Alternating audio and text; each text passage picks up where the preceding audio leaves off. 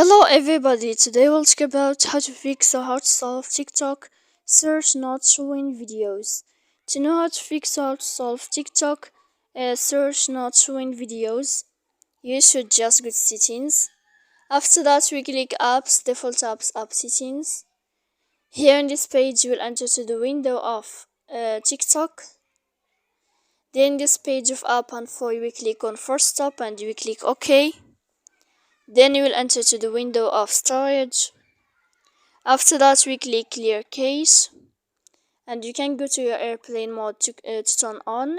Then you can wait a moment to turn off your airplane mode, and in the end of all these steps then you can turn off your phone if it's not working with you the first step.